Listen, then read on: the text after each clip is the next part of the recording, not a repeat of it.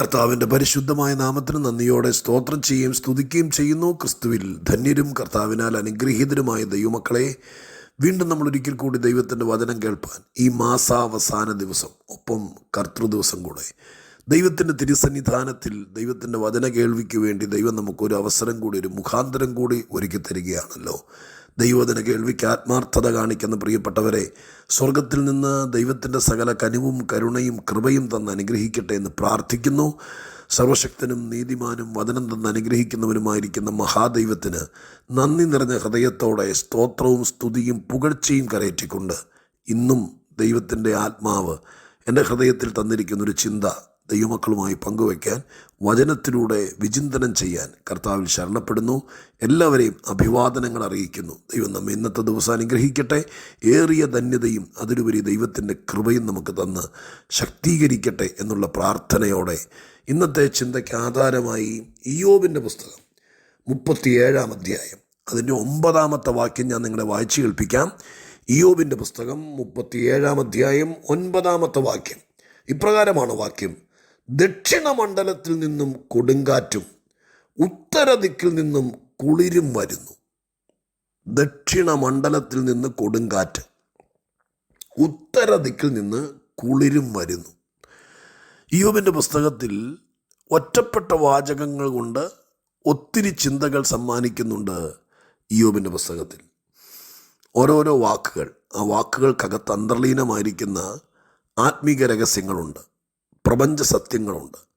അങ്ങനെ പറയപ്പെട്ടിരിക്കുന്ന ഒരുപാട് കാര്യങ്ങൾ ഇയ്യോബിൻ്റെ പുസ്തകത്തിൻ്റെ അവസാനത്തെ അധ്യായത്തിലേക്കൊക്കെ വരുമ്പോൾ നമുക്ക് കാണാൻ കഴിയുന്നു. ഒത്തിരി സത്യങ്ങൾ, വിശിഷ്യ ശാസ്ത്രീയ സത്യങ്ങൾ പോലും ആ പുരാതനം അവകാശപ്പെടുന്ന ഈ പുസ്തകത്തിനകത്ത്, ബൈബിളിലെ ഏറ്റവും പഴക്കം ചെന്ന ഏറ്റവും പുരാതനത്വം അവകാശപ്പെടുന്ന ഗ്രന്ഥമാണ് ഇയ്യോബിൻ്റെ പുസ്തകം. ആ പുസ്തകത്തിനകത്ത് ശാസ്ത്രീയമായും ദൈവികമായും പ്രപഞ്ചപരമായും എഴുതപ്പെട്ടിരിക്കുന്ന ഒത്തിരി ആത്മീക ചിന്തകളും രഹസ്യങ്ങളുമുണ്ട്.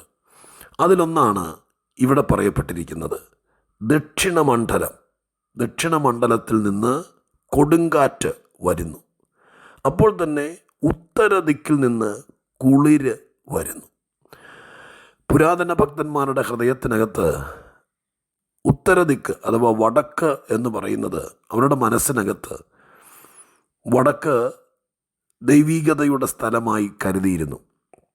നമ്മൾ തിരുവെഴുത്തിൽ വായിക്കുന്നുണ്ട്, ദൈവത്തിൻ്റെ വചനത്തിൽ ഇപ്രകാരം കാണുന്നു: കിഴക്ക് നിന്നല്ല, പടിഞ്ഞാറ് നിന്നല്ല, തെക്ക് നിന്നല്ല ഉയർച്ച വരുന്നത് എന്നെഴുതിയിരിക്കുന്നൊരു വാക്കുണ്ട്. വടക്ക് നിന്നാണ് എന്നവിടെ സ്ഥാപിച്ചിട്ടില്ലെങ്കിലും അണ്ടർസ്റ്റുഡാണ്. ഉത്തരഗിരിയായ സിയോൻ പർവ്വതം എന്നെഴുതപ്പെട്ടിരിക്കുന്ന വാക്യമുണ്ട്.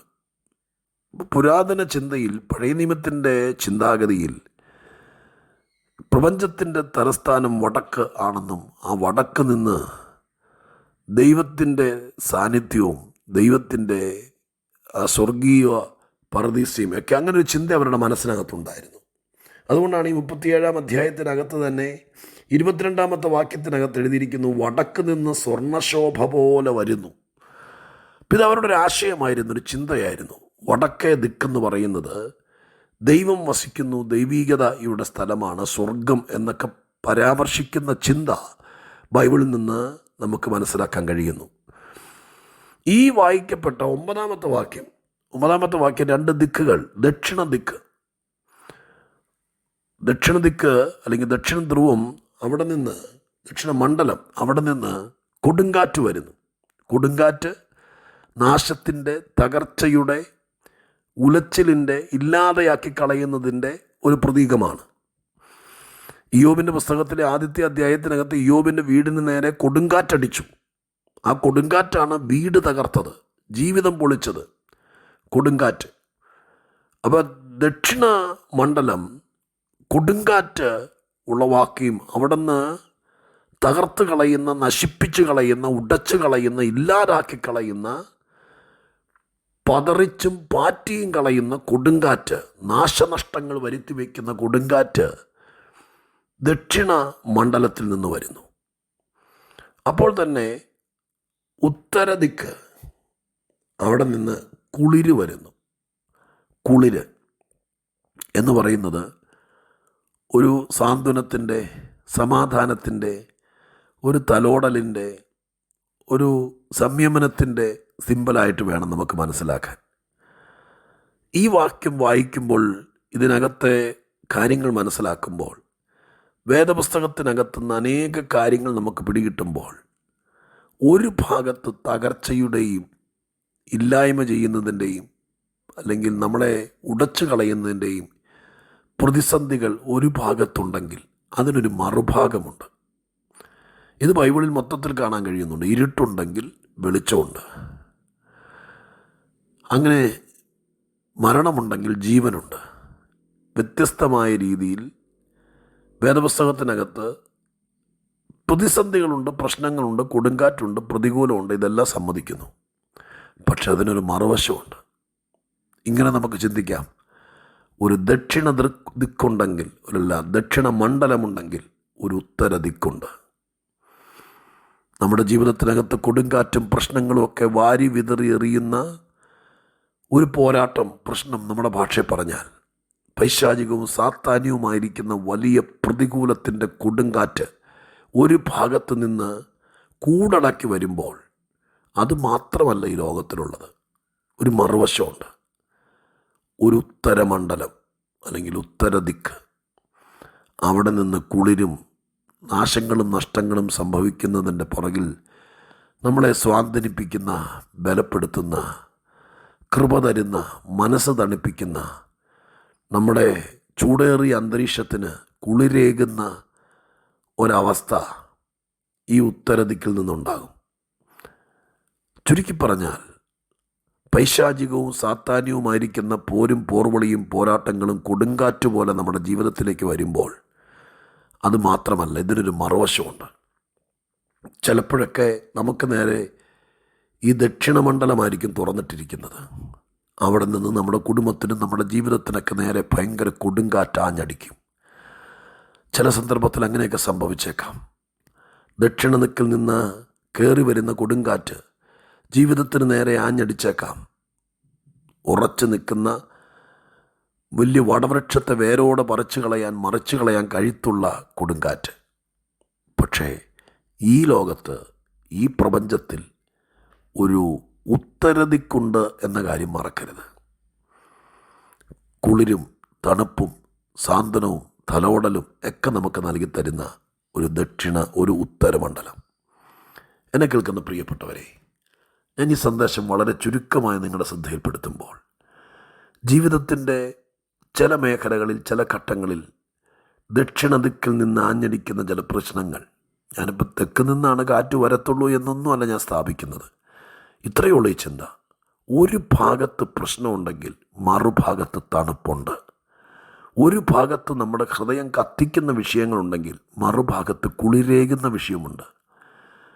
നമുക്ക് ജീവിതത്തിനകത്ത്, ഈ ലോകത്തിനകത്ത് ഒരു ദക്ഷിണമണ്ഡലം മാത്രമേ ഉള്ളെന്ന് വിചാരിക്കരുത്. ചിലരങ്ങനെ വിചാരിക്കും. എൻ്റെ ജീവിതത്തിൽ എന്നും ഈ കൊടുങ്കാറ്റുള്ളൂ, എൻ്റെ ജീവിതത്തിൽ എന്നും ഈ പ്രശ്നമേ ഉള്ളൂ, കടപുഴുകി എറിയുന്നത് പോലത്തെ പ്രതികൂലമേ ഉള്ളൂ എന്ന് വിചാരിക്കും. ഇല്ല, ജീവിതത്തിനൊരു മറുവശമുണ്ട്.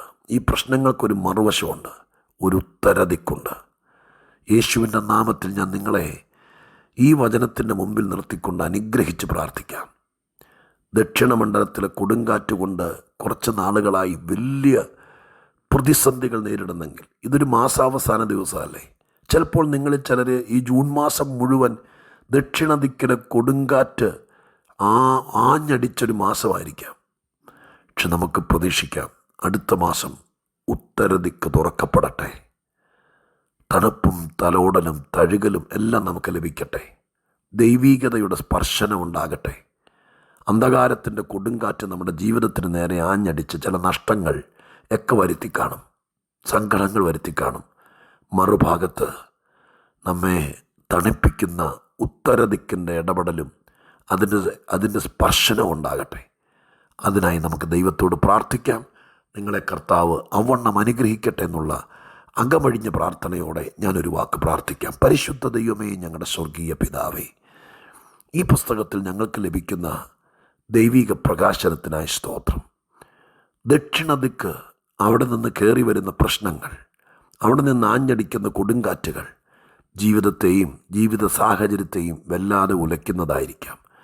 എന്നാൽ കർത്താവിൻ്റെ വചനം ഞങ്ങളെ പഠിപ്പിക്കുന്നു, ദൈവമേ, ഒരു ഉത്തരദിക്കുണ്ടല്ലോ, അവിടെ ഞങ്ങൾക്ക് വേണ്ടിയിട്ടുള്ള തഴുകലും തലോടലും ഒക്കെ ഉള്ളതിനായി സ്തോത്രം. തിരുമുമ്പിൽ താഴ്ത്തുന്നു. ദൈവം പ്രവർത്തിക്കണമെന്ന് പ്രാർത്ഥിക്കുന്നു. ദൈവം അത്ഭുതം ചെയ്യണമെന്ന് പ്രാർത്ഥിക്കുന്നു. അനുഗ്രഹിക്കും, ദൈവം മാനിക്കും, ദൈവപ്രവൃത്തി വെളിപ്പെടുത്തും, കൃപ കൊണ്ട് നിറയ്ക്കും. സ്വർഗീയ സാന്നിധ്യത്തിൻ്റെ മഹത്വം വെളിപ്പെടുത്താനിടയാകണം. കഴിഞ്ഞ നാളുകളിൽ ദക്ഷിണദിക്കാണ് തുറന്നിരുന്നതെങ്കിൽ എൻ്റെ കർത്താവേ, അവിടെ നിന്നുള്ള കൊടുങ്കാറ്റിനെ തടയണമേ. ഈ ദിവസങ്ങളിൽ ഉത്തരദിക്ക് ഞങ്ങൾക്കായി തുറക്കപ്പെടണമേ. അവിടെ നിന്ന് കുളിരും തണുപ്പും തലോടലും സ്വാന്തനവുമുള്ള ചെറിയ കുളിർക്കാറ്റ് ഞങ്ങൾക്ക് വേണ്ടി ഒരുക്കണമേ. അങ്ങനെ ദൈവം ചെയ്യുമെന്ന് വിശ്വസിക്കുന്നു. യേശുവിൻ നാമത്തിൽ പ്രാർത്ഥിക്കുന്നു. കേൾക്കണമേ പിതാവേ. ആമേൻ.